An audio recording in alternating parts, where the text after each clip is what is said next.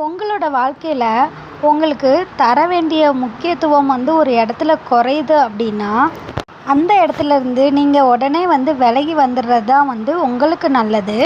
திரும்ப திரும்ப உங்களை வெறுத்து ஒதுக்குற இடத்துல நீங்களா ரொம்ப தாழ்ந்து தாழ்ந்து போனீங்கன்னா, அந்த இடத்துல உங்களுக்கு மிஞ்சுறது பார்த்திங்கன்னா வெறும் அவமானம் மட்டும்தான். நம்ம உடம்புல எந்த ஒரு வலியும் சீக்கிரம் மறந்து போயிடும். அது நம்மளுக்கு உடம்பளவில் அந்த வலி இருந்துச்சுன்னா. ஆனால் ஒரு சில வார்த்தைகள்லாம் பார்த்திங்கன்னா நம்மளோட மனசில் பெரிய அளவில் பாதிக்கும். அந்த மாதிரி வலிகள் பார்த்திங்கன்னா என்றைக்குமே மறையாது. ஸோ உங்கள் லைஃப்பில் யாரையுமே நீங்கள் வார்த்தைகளால் மட்டும் காயப்படுத்திடாதீங்க.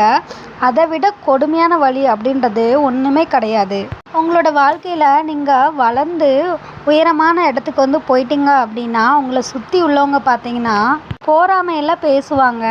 இதுவே பார்த்திங்கன்னா அந்த இடத்துல நீங்கள் தடுமாறி கீழே விழுந்துட்டீங்க, ஒரு தாழ்வான இடத்துக்கு போயிட்டீங்க அப்படின்னா உங்களை பற்றி ரொம்பவுமே கேவலமாக பேசுவாங்க.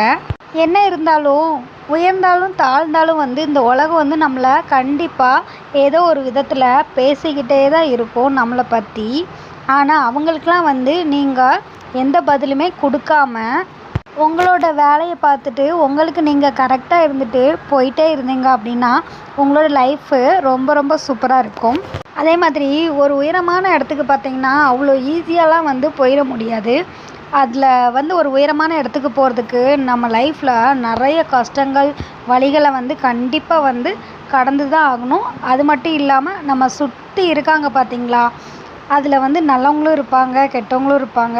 சேம் அதையுமே நீங்கள் கடந்து வந்தால் தான் ஒரு உயர்வான நிலைக்கு போக முடியும். அது மட்டும் இல்லாமல் நம்ம கரெக்டான ஒரு பாதையில் போயிட்டு இருக்கும்போதுமே பார்த்திங்கன்னா ஒருத்தங்க ஒரு மாதிரி சொல்லுவாங்க, இன்னொருத்தங்க இன்னொரு மாதிரி சொல்லுவாங்க.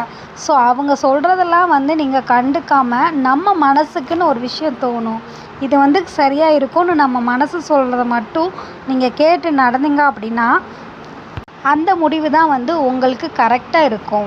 அதே மாதிரி அப்படியாப்பட்ட முடிவுகளை நீங்கள் எடுக்கும்போது பார்த்திங்கன்னா உங்களோட மனசை ரொம்பவே தெளிவாக வச்சுருக்கணும்.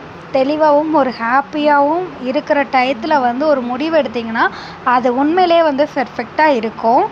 நீங்கள் ரொம்பவுமே ஒரு கஷ்டமான ஒரு நிலமையில இருக்கும்போது பார்த்திங்கன்னா 4 பேர்கிட்ட அதை சொன்னால் நம்ம மனசு ஃப்ரீ ஆகும் அப்படின்னு நினச்சி யார்கிட்டையுமே சொல்ல துடிக்காதீங்க.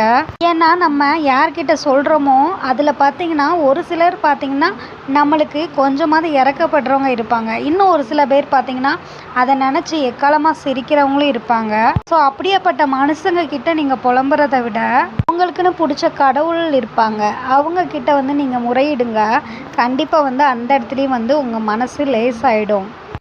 அதே மாதிரி நம்ம மனசு ஒரு குழந்த மாதிரி தான். ஒருத்தங்க நம்மளை மதிக்கிறாங்களோ மதிக்கலையோ, பட் அவங்கக்கிட்ட ஒரு பாசத்தையும் ஒரு ஆறுதலையும் பார்த்திங்கன்னா மனசளவில் தேடி தான் போகும். அதுக்காக அது போகிற இடத்துக்கு நம்ம அப்படியே விட்டுறக்கூடாது. கொஞ்சம் விட்டு பிடிக்கணும். ஆனால் ஒரேடியாக விட்டுட்டிங்க அப்படின்னா உங்களோட லைஃப் ஸ்பாயில் ஆகிடும். உங்களுக்கு உண்மையாக தெரிகிற பர்சன் கிட்ட அவங்களும் உங்களுக்கு உண்மையாக இருக்காங்க அப்படின்னு தெரிகிற இடத்துல நீங்கள் போகிற போக்கில் விட்டுறலாம், எது வேணாலும் சொல்லிடலாம். ஆனால் ஒரு சில பேர் உங்ககிட்ட நல்லவங்க மாதிரி நடிச்சிட்ருப்பாங்க. ஒரு விஷயம் அவங்கள நம்பி சொன்னால் கூட அவங்க அதை அடுத்து சொல்லி நம்மளை கஷ்டப்படுத்துவாங்க. அப்படி இல்லைன்னா நம்மளை பற்றி வேற யார்கிட்டையாவது போய் பேசி அவங்க மூலமாக நம்மளை கஷ்டப்படுத்துவாங்க. இன்னும் ஒரு சில பேர் நம்ம நிலமையை சொன்னதுக்கப்புறம் பார்த்திங்கன்னா நம்மளை கூட மதிக்க கூட மாட்டாங்க. ஆனால் யாரோட சுச்சுவேஷன் எப்போ எப்படினாலும் மாறலாம். அவங்களுக்கும் நாளைக்கு ஒரே ஒரு நிலமை அதே மாதிரி வரலாம். பட் அந்த டைமில் நம்ம என்ன பண்ணுவோம் அப்படின்னு கூட அவங்க யோசிக்க மாட்டாங்க. அப்படியேப்பட்ட மனுஷங்களை நம்ம எதுக்காகவும் மன்னிக்கவும் கூடாது, மதிக்கவும் கூடாது. அதையும் மீறி நம்ம மன்னித்தோம் அப்படின்னா அடுத்த கட்டமாக அவங்க அதே தப்பை தான் திரும்ப திரும்ப செய்வாங்க. ஏன்னா அவங்களோட குணமே பார்த்திங்கன்னா அப்படியேப்பட்டது தான். அது என்றைக்குமே மாறாது. ஸோ அப்படியேப்பட்டவங்க கிட்ட இருந்தும் நீங்கள் விலகிருங்க உங்கள் லைஃப்பில்.